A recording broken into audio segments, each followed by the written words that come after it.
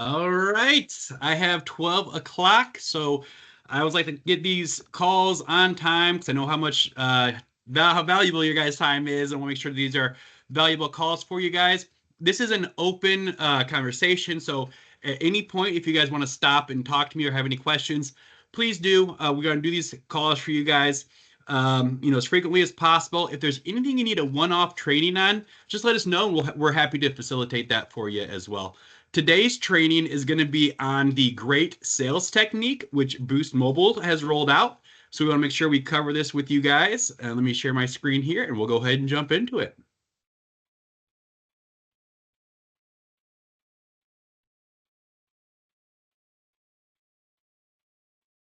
All right, let me know when you guys can see my screen there. We've got your screen, just waiting on that. And there's the present. Perfect. All right, guys. So if you're new to this call, Boost has a sales process. They want to make sure that we have basically a standardized experience. It's really to get the most out of every customer coming into your doors, but it should make it so an experience you have at a store in Illinois is the same to a store in Ohio, is the same to a store in Michigan, is the same to a store in California, Missouri. We want to have that same experience. So how do you do that? You kind of have a universalized sales training to make sure that we're giving our customers the best possible experience, and we're capitalizing on every opportunity coming into our door. In the past, you may have heard this as gurus, the guru sales methodology, which was greet, understand, recommend, and then greet, upsell was the second you upsell on gurus, but now we're on great. So we have the great sales training, which is similar. It's just a little tweaked, updated for 2025. And what the acronym stands for in great is the G is going to be for your greeting. The R is going to be to recognize your needs of your customers. E is going to be your engagement with your customers. A is going to be you advising them on the product. And T is that physical transaction. So we want to walk through this process with you guys now and how it should look for every customer walking in your door moving forward. Again, our objective today is to make sure that you guys learn these great principles and then how to apply them in your sales flow in your everyday activities. So this training course is out there on Boost's new hire training. I added in a couple slides to what they have available for you guys, kind of give you some more examples. But this training is out there for you guys. They do have great sales training available for you on the sales portal. If you have not done that, highly recommend you take that in addition to this training as well, just to help hammer these points home. It's not hard. It's pretty easy, guys, but it's just making sure that you guys are accountable and we're making sure that we're getting the right questions out of our customers and maximizing the opportunity in our store. So let's start with the G, which is greet in the great sales method. One of the big call outs here is you want to greet your customer within 10 seconds of them coming into your store or within 10 feet of them entering your store. What does that mean? 10 feet, that sounds a little confusing. Well, that basically means if a customer comes in your door and you're behind your counters, that behind your counters is kind of like a no-fly zone. You should only really be back there when you're ringing up the sale. So when that customer comes in your door, if you're not busy with a customer, you want to be outside and you want to be within 10 feet of them coming into your door. You want to meet that customer within 10 steps of them 10 feet of them coming into that door. And there's science behind this, right? So 80% of customers are more likely to make a purchase when they get a personalized experience. And that starts with the greeting. A smile is free. A smile can change someone's day. Like if you're having a bad day, someone smiles at you, it's instantly going to lift your mood.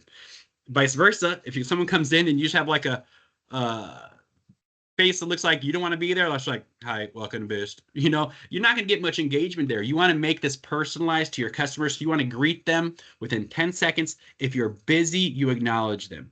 Hey, welcome to Boost. My name's Adam. I'll be right with you. If you're behind your counter, that's how you're going to greet them within the first 10 seconds. That's so important because if you're busy, you're like, oh, I'll get to them when I'm done. I got to finish up this customer. Oh, I got another customer in line after them. Oh, I'm so stressed. If you do that and you don't acknowledge that customer, what's going to happen? The customer's going to be like, all right, this store's busy. I'm leaving. I'm walking out. That same customer could be in your store. Maybe you're working by yourself. Maybe you got 4 customers in your store. That 5th customer walks in. If you don't acknowledge that 5th customer walking in, he'll say, oh, it's busy. I'm going to turn around. He's going to leave your store. He's going to go to the Boost, down the street, and you're going to miss out on that opportunity. But if you greet that customer, hey, welcome to Boost, my name's Adam, I'll be with you in just a moment, that customer's going to stay and wait for you. Now, if you're not with someone, say you don't have 4 or 5 customers in your store, that customer comes in, what we don't want to see, and we see it way too much, I'd say the majority of the time, is let's say I'm at your store here, I'm sitting here beside my counter, customer comes in, hi, welcome to Boost, how can I help you? You know, that's not a greeting, right? That's very impersonal. It's very cold. So you want to make sure that if you are not with a customer, you are standing up out of your seat, you walk up to the sales floor, introduce yourself to the customer. Hey, thanks for stopping by Boost. My name's Adam. Can I get your name so I can get you, so I can know who I'm helping out today? I want to get them. I want to greet them within 10 seconds. I want to start to personalize this experience. This is all about personalizing this experience. Look at that top stat. 80% of customers are more likely to make a purchase when the brands offer personalized experiences. What does that mean? How do I personalize it? Well, it's getting the customer's name, giving your name, and then you want to use that customer's name frequently throughout the sales process. If you use a customer's name 7 to 10 times in a sales process, that customer then thinks of you as more of a friend. You gain trust, you gain rapport, and they're going to listen to what you say. So if you get that customer's name, hey, thanks for stopping by Boost Mobile. My name is Adam Peterson. Can I get your name so I know who I'm helping out today? You're going to get their name. Oh, yeah, my name's Rick. Hey, perfect, Rick. Thanks so much for coming in. You know, I've got their name. I use it, and I'm going to continue to using it. You can see in the example Boost has, hey there, thanks for stopping by Boost Mobile. I'm Jessica. Can I get your name? So, right, they're giving their name. They're getting the customer's name. And I put on this slide, I said, notice where this greeting is taking place. If you're online, where this is happening is at the talk table. I stressed this about 4 times. I hope that point's hammered home. You should not be behind your counter unless you're ringing up the sale. You want to be out in front of that talk table. That table that's there with the 2 chairs and it has your promotions on it, that's where those conversations should be taking place, right? On that sales floor. Your stores are specifically designed for how that traffic flows to have that customer stop there and have that sales conversation before you go and show them the phone, okay? Now, after the greeting, you need to recognize and understand your customer's needs. And how you're going to do that is by asking open-ended questions. This technique is going to give you about a 15% chance of including your close rate by uncovering the customer's pain points or their motivations. So, for example, a customer comes in your store and they're looking to pay their bill. Hey, thanks for coming in to pay your bill. Today, while you're here, is your phone working all right? Is everything working all right with you? The phone work, you know, so if there's any issues, you can correct them. And when I have a typo in there, I'll fix that before I send this deck out. But thanks for coming to pay your bill. While you're here, is your phone working all right? Is there any issues you're having? You know, I'm also going to check for that upgrade eligibility as well. You want to have a connection. You want to greet them warmly, professionally, smile, listen to what they have to say, show empathy, and ask open-ended questions. Again, notice this conversation is taking place at the talk table. It's called a talk table for a reason. That's where you should talk at, not behind your counters. So let me pause right here. I have a list of questions on the next slide that I have for open-ended questions, but let me pause and ask you guys, when you are recognizing and understanding your customers' needs, what are some qualifying or open-ended questions that you guys are asking today?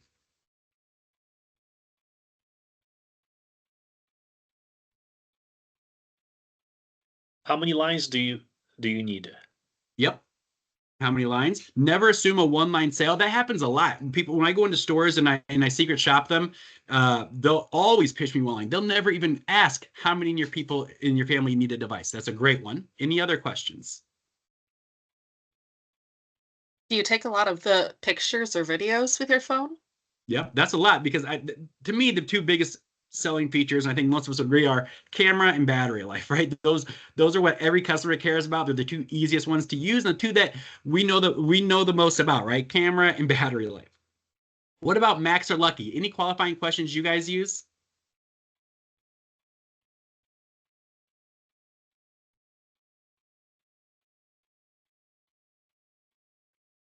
Don't need to be shy. This is a safe place for you guys.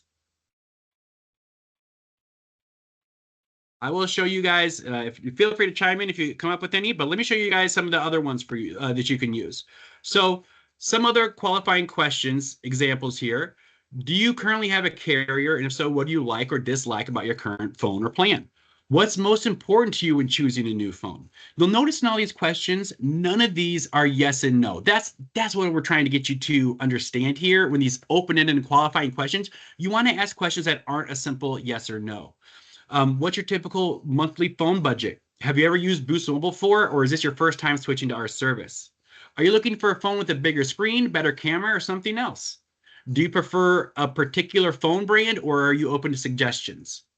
What features do you use most on your current phone? How often do you upgrade or change your phone? How do you typically use your phone throughout the day? How many lines or people would be on your account? How are you interested in adding additional services like home internet, tablets, or smartwatches? You know, that's a great question if you're in a market that has Xfinity or Cox, or if you are a branded door and you happen to have those tablets and watches, which are now just hitting us. That's a great qualifying question. We're not asking in today's world that we need to be asking. How often do you need to make calls or send messages to people in other countries? How much data do you typically use in a month? You can see all of those questions, none of those can be answered with a yes or no. Every single one of those is going to spark conversation. And that's the whole point of these qualifying questions. It's to spark conversation, because what the customer is going to tell you when you're asking these qualifying questions is going to allow you to pivot to your sales opportunity. When you're asking these questions, it's going to be a two-way conversation, right? So that is the E in greet, in the engaging in that engaging in that two-way conversation with your customers, and you want to repeat those observations. So in those questions that you just asked and you just got your answers from the customer, you want to repeat what they said to you. Those customers that you are engaged with, and those customers are engaged with you, and they're answering open-ended questions, which means they're thinking about what you're saying, right? Because I'm not giving you a yes or no question. You have to take time to think about what I'm asking you to come up with a real answer. Those engaged customers are going to spend 20 to 40% more. So these things, I'm getting buy-in. I'm getting this customer's name. I'm using their name. I'm figuring out what they want, because I'm maximizing every opportunity. Our stores at Boost Mobile, we are specialty stores. We're not like a mall or grocery store where you go in there and there's thousands of different products to choose from, and one of them may be a cell phone. No, if someone comes into your store, you know they want something with Boost Mobile specifically, right? So these customers, you need to take advantage of it. If you're a multi-carrier store, maybe you're not just Boost, the same concept holds true. They are still a cell phone customer explicitly. So let's get them to Boost, right? Your guys' stores are specialty stores for wireless, whether you're multi-carrier, whether you're exclusive, doesn't matter. This same concept holds true for everybody. So you get that customer engaged, they're more likely to spend. And that active listening and understanding the customer's needs is going to make them feel valued. It's going to help improve your customer satisfaction and your sales. So if this were me and I was talking, someone asked my qualifying questions, when I got to this step, my engage step, I would say, recapping what you told me, Aaron. Notice I'm using the customer's name. So recapping what you told me, Aaron, you said you are loyal to Apple, and the most important things, you want a phone with a big screen and strong battery, correct? So in this scenario, when I asked Erin what's most important about your phone, she said, hey, I really like screen size, and my phone needs to last a long time. So for that scenario, I'm going to say, what you told me, Erin, using the customer's name, I want to build that habit for you guys. I want you to build that habit. You said you're loyal to Apple. Most important things, you want a phone with a big screen and strong battery, correct? So once you get them saying yes and then nodding and agreeing with you, you're getting constant confirmation, which is going to lead to that yes when you give your recommendation, which is the advise step. Under gurus, it was recommend. Under great, it's advise. So forget gurus if you're new. I shouldn't even be talking about. Just stick with great, right? The A in advise is what we're focusing on here. A is going to be advise that complete solution based on what they told you. So this is where I put, tell them what you told them, right? You already told me what you want. And so now that you told me what you want, I'm going to use your name again. Okay, Aaron, I've got just what you're looking for. Based on what you told me, you wanted that large screen iPhone with a good battery. I recommend the iPhone 15 as a 6.12-inch screen, and the battery life's amazing at 2 days and 3 hours. Let's pick out your case, grab a screen protector, and head up to the counter. Okay, now here's the separate example, same concept in Boost training example. Based on what you told me, the only thing I would tweak here is I would use the customer's name. Based on what you told me, Cindy, I'd recommend 2 lines on our Infinite Access plan. That's the best value, and it comes with annual upgrades. I'll also add device protection and give you some case and screen protector options to choose from. What did Boost do in this example that I love? They used the assumption close. I'll also add your device protection. I'm not going into device protection too much in this presentation because this is just on the sales methodology, but this is the key. The assumption close is key. Demonstrating how a product meets their needs and using that assumption close is going to increase their value. So when you tell a customer you're going to get unlimited talk, text, data, and protection for $58 a month, that's how you should position your rate plan offers.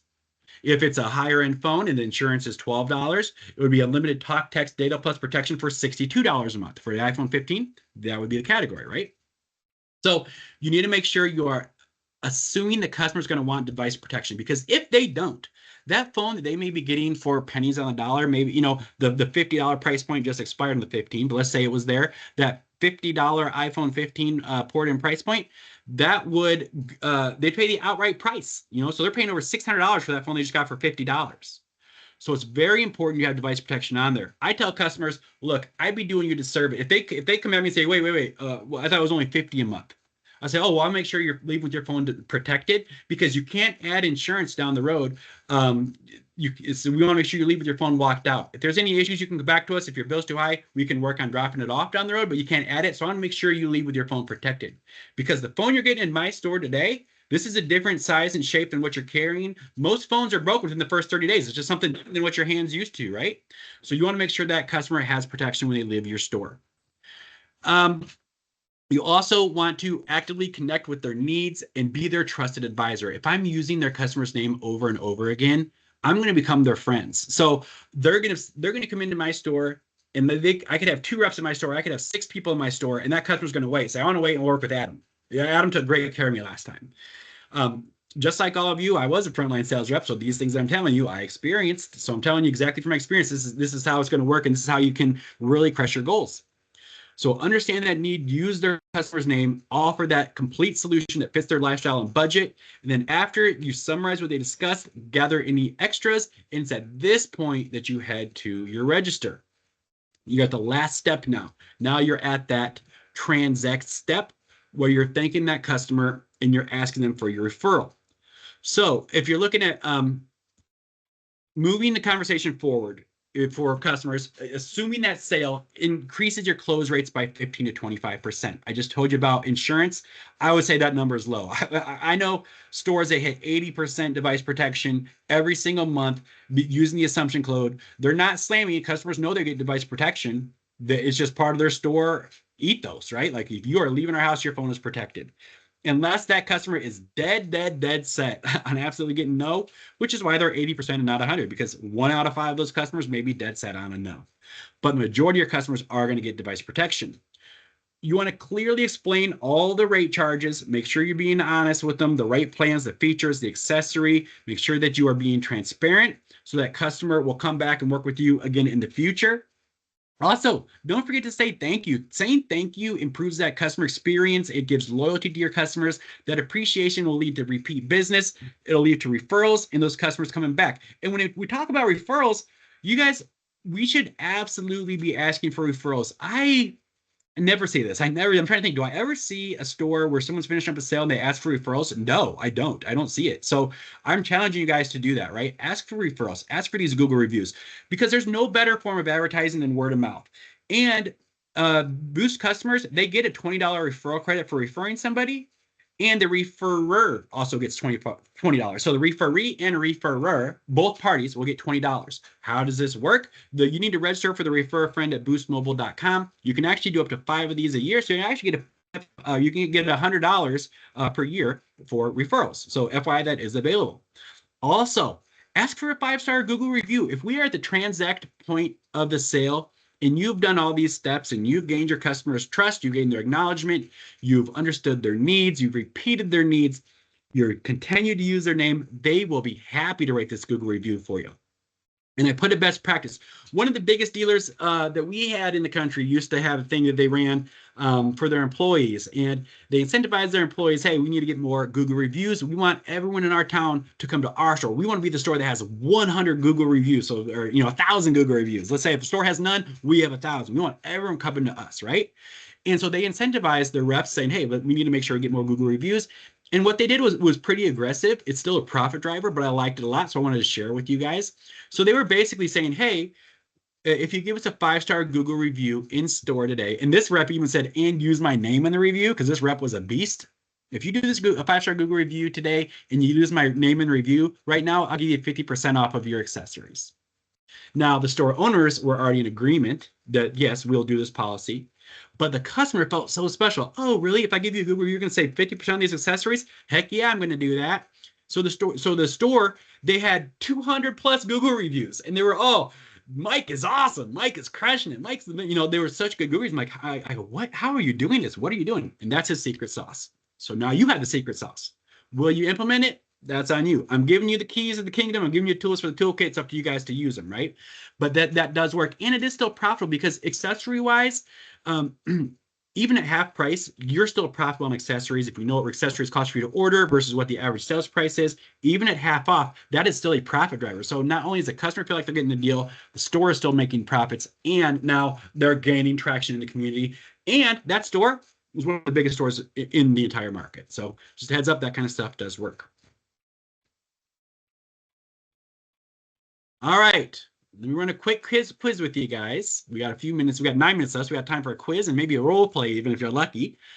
So, question: when is a recommended time frame to greet customers when they enter the store?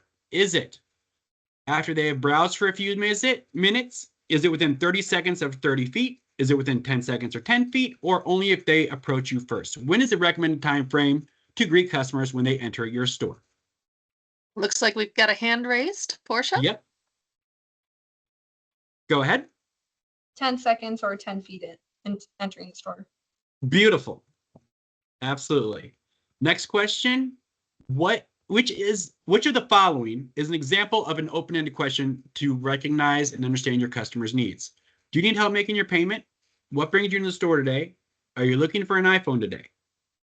Which one of these is an open-ended question?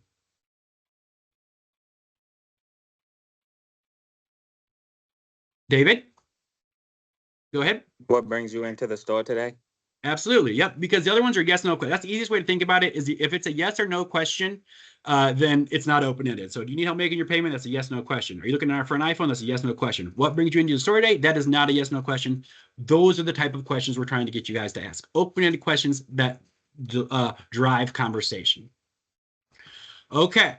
Now, last one here, last quiz question. And these are the questions that are in the training. So if you get these answers, you should be able to breeze through that training now if you need to take it.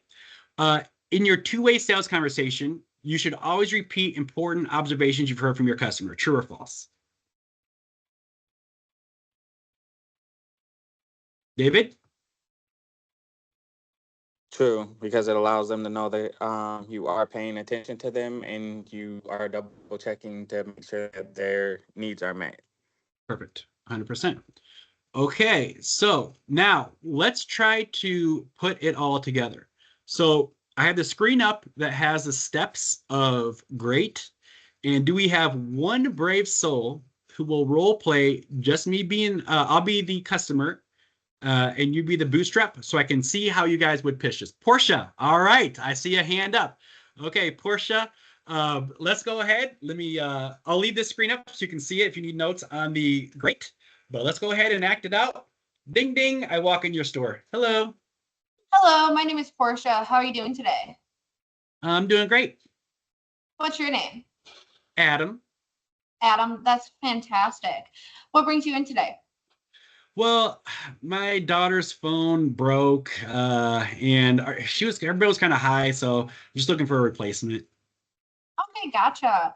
By chance, does she use iPhone or Android? She's an iPhone user.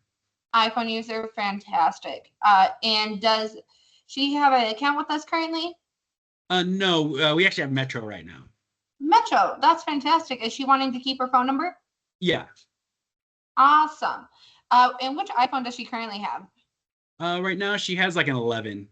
11, okay. And how old is your daughter by chance? 17. 17, okay.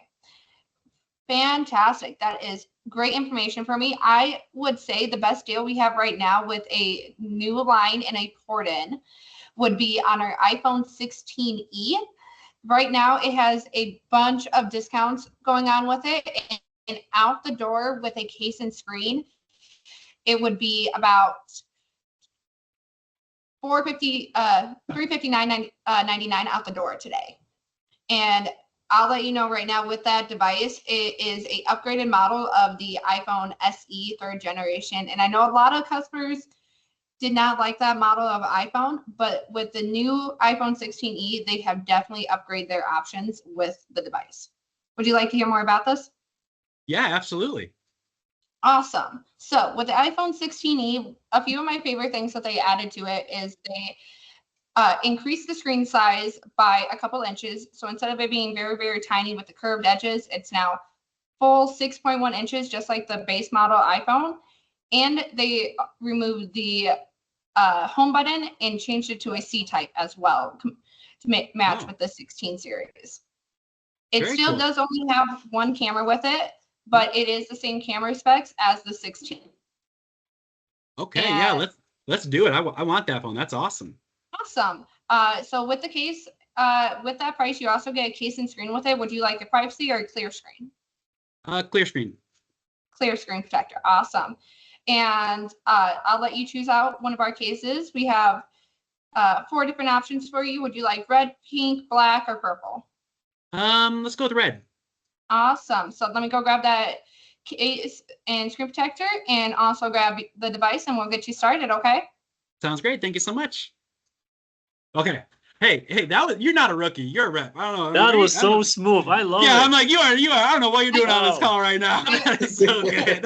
I was We doing need to this hire to as help a out one of our training new hires. They person. were working with a customer right now and I wanted to take notes and Yeah, for him.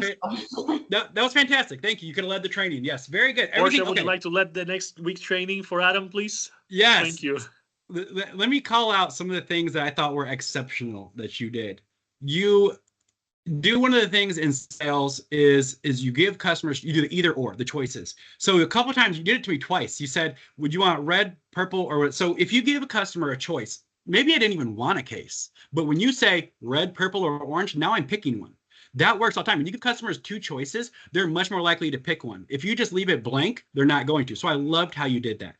Loved how you knew the bundle out the door pricing. That wowed me. I'm like, what? She hit me with the whole out the door pricing. I didn't even go. I started typing that and I was like, nope, that's too much for this call. Love that you had that total out the door pricing. That's where we want people to be. That's expert level stuff. If you guys do that, your numbers are going to be great. What we didn't, a couple things that I would say as opportunities in this scenario, we did it very rapidly. I know you would have gotten to this. You covered my daughters, but I said we have Metro. You focused on 1 line for my daughter, which is fair. It was a very short time frame, but that could have been a 2-line opportunity. So I just wanted to note that. But man, that was really, really good. Oh, and then we didn't get to do, because we didn't finalize the sale, we didn't get to role play the asking for referrals at the end. So just kind of reminder, at the end, when once all that's done, you would also want to remember to ask for that referral, ask for that positive Google review. But A+, A++. Very good. All right, guys. Well, Portia showed you how to do it. I'll shoot this deck out if you guys need a copy of it as well. We have a couple minutes left. Are there any questions or anything else that you guys are looking for, or anything that you have any questions or anything else you want to see? Really, just anything. We got a couple minutes for your time.